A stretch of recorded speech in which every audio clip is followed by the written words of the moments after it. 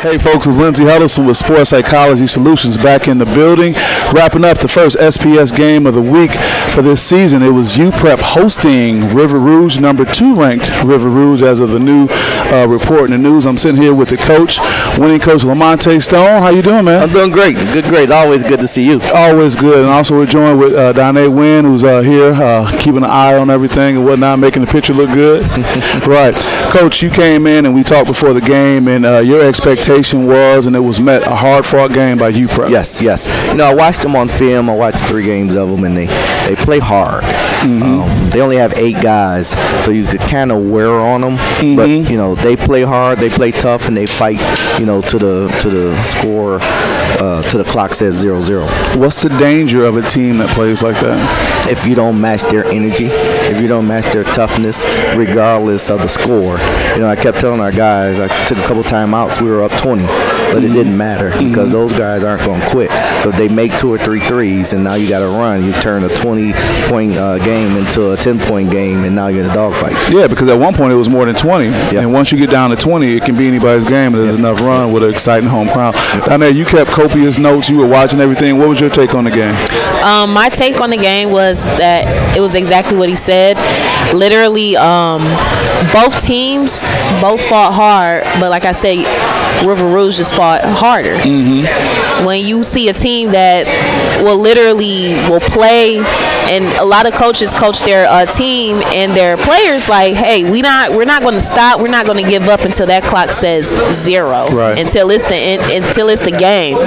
You could literally have 2 minutes in the game and be down 30 points, and nope, we still got it, and that's what I meant, like during our last segment, that they could possibly get up there if they match River Rouge's energy. But Coach Stone wasn't going to let that happen. No. Coach, talk briefly about your background. You had a Big Ten coaching experience with Ohio State. Yes. Another Big Ten coach that you know very well, Tom Izzo. Yes. He still finds things to work on even with big wins. So when you look at a game like this, you know, the kind of victory, the margin of victory you had, what's something that you're going to be talking to the guys about tomorrow when you get back in practice? Well, I started tonight. And you didn't even wait, huh? No, I didn't wait. One of the things that I told him I was truly disappointed in is our defensive effort starting the third quarter. We limit UPrep to, I think it's 15 points at halftime. They scored 16 points in the third quarter. So I tell our guys, we're not playing against an opponent. We're playing against ourselves. And, you know, that gets you beat. Sure. You know, so, you know, we can't 3 games from now, when say we're playing a tougher opponent or a better playing against better competition, and we give up 16 points in a quarter, and maybe we're only up 2 at halftime. Can't do that. Can't have that mindset. It'd be bad. And talk about a few games from now. Next week, the 17th, we're going to have a huge rivalry game taking place when E-Course comes to visit, and it could be a lot of energy. You got people from the community there, and though they may be not ranked like you guys, that can be the kind of game that can turn. So those are the kind of games you get concerned about? Yes, it is, because you throw out the record.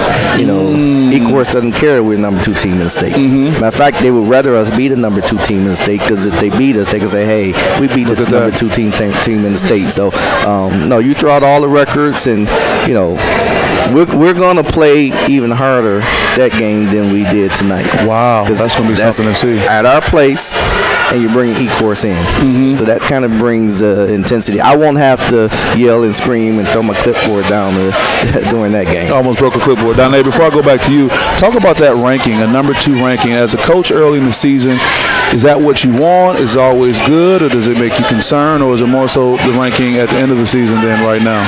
It's a catch-22. Okay. Because our program, you know, we talk about it being a brand. River Rouge basketball, you know, when you think of River Rouge, you know, 14 state championships. So we want to be the team that everyone, you know, focuses on. Sure. Because that's what we're going to talk about. You know, you come to our practices, you see all state 14 state championships on our practice jersey.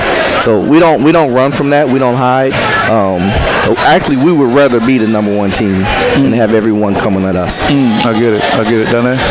I have 2 questions, actually. Sure. All right, so the first one is, what do you find most difficult with that mindset where your team knows that they're the number 2 team within the state, right? Yes. So therefore, how do you bring down their egos, or how do you deal with that? How do you? What is the difficult? Yeah. I kick their butt in practice. I can believe that. I kick their butt in practice, and again, I tell them we're not playing against UPrep. We're not playing against Hamtramck. We're playing against ourselves and River Rouge basketball with the ultimate goal of winning the state championship. Okay. So what's next up for you guys?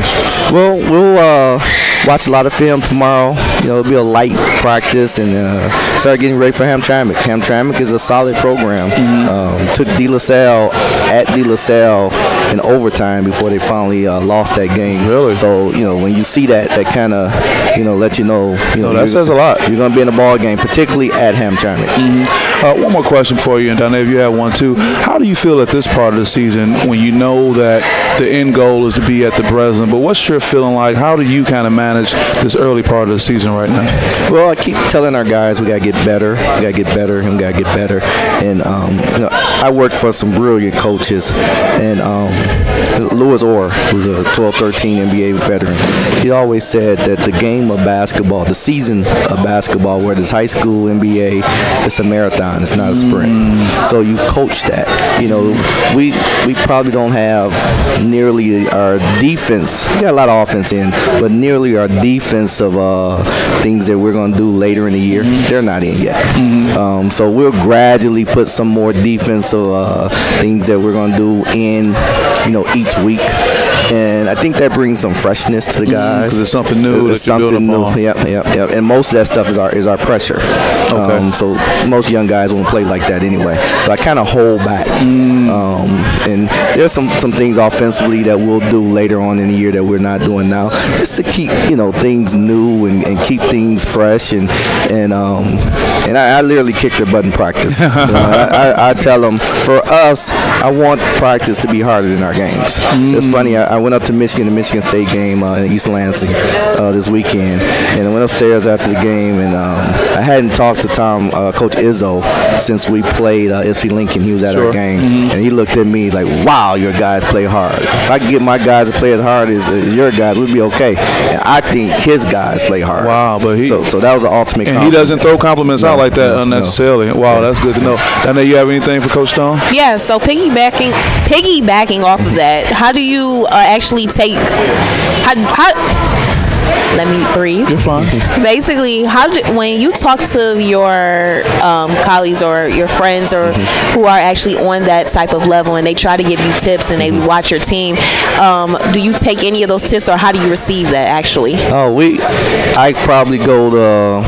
I'm probably either at Michigan practice or Eastern Michigan or URD. Every chance I get, I'm at a collegiate practice and I'm picking up things, and you know, I'm stealing as much as I possibly can steal from these guys in our area. I mean, we're fortunate enough to be in an area where there's, you know, 5-6 Division I programs within a 2-hour radius of us. So I'm always at those programs stealing things and calling Coach Izzo or Coach Howard at Michigan or Coach Davis at Detroit and just saying, hey, you know, what are you doing? I may have some issues guarding the ball screen. You know, how do you guys guard the ball screen? You know, this guy is torched us the last game. You know, we guarded this way. What do you think? And I take advantage of it. And those great coaches are always willing to share? Oh, yeah. I think the younger guys, the younger coaches that are new in our profession don't take advantage of that enough. And I try to talk to those guys as much as I can. Hey, those guys are more than willing to share.